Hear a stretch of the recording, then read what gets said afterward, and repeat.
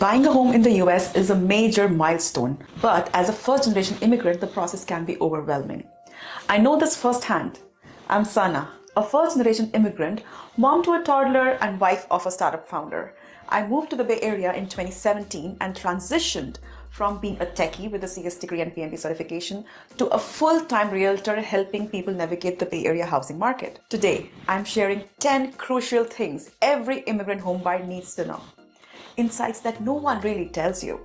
From understanding visa restrictions to securing the best loan. I'll break it down all so you can make it confident decisions and avoid costly mistakes. Step 1 is to understand your visa status. Not all visas are treated the same when it comes to buying a home.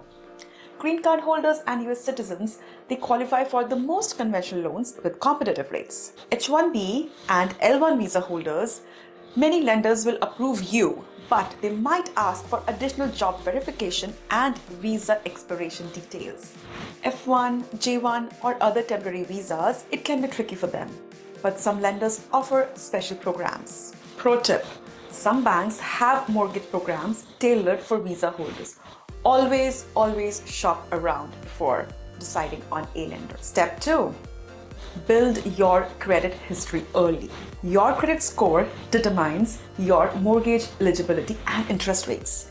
If you're new to the US, your credit score is likely non-existent or quite low. Easy ways to build credit is apply for a secure credit card and pay off balances in full. Become an authorized user on a spouse or relative's credit card. Third, take a small personal loan and pay it off consistently. You may not need this personal loan, but you're taking it just to build the credit history.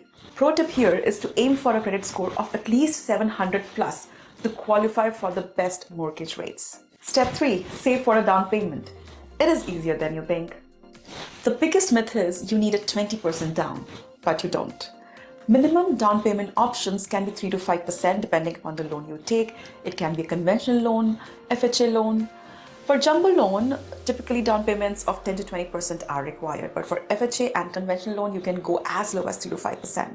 VA and USDA loans can be taken with 0% down, but they are only for qualified applicants. Pro tip here is that many immigrants use their 401k withdrawals, RSUs, or even gifts from their family back home.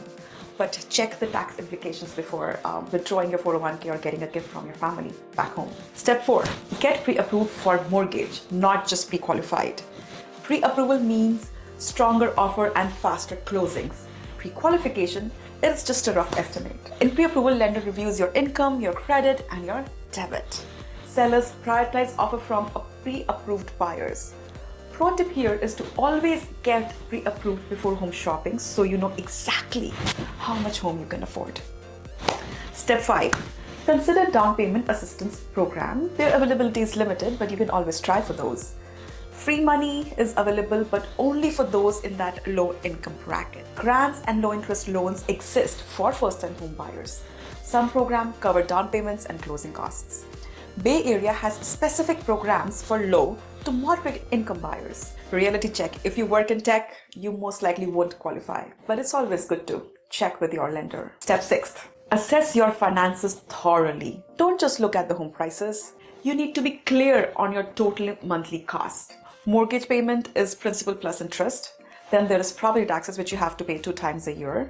Third is homeowner's insurance, which you have to pay. And in California, the home insurances are much more expensive than other states.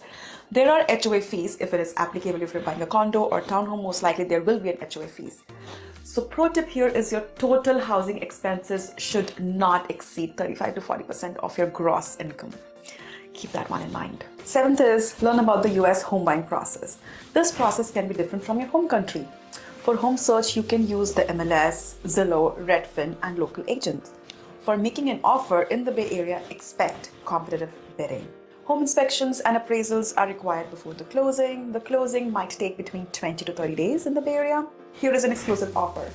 I have created a step-by-step presentation tailored specifically for people moving to the Bay Area for the first time. It explains the entire home buying process in a fun and easy to understand manner, including short videos to help you grasp key concepts. Drop a comment or DM me if you want access to this exclusive guide. Moving on to step 8, be aware of additional costs. Home ownership isn't just about the mortgage. There are closing costs, there are maintenance repairs, there are property taxes, there might be an HOA. So for closing costs, account for 1 to 1.5% of your purchase price in most cases.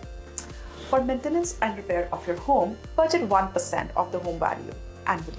Property taxes in the Bay Area, property taxes are usually 1.25% in most counties, but it can go up to 2%. So account for that. Pro tip, always keep an emergency fund for some home repairs.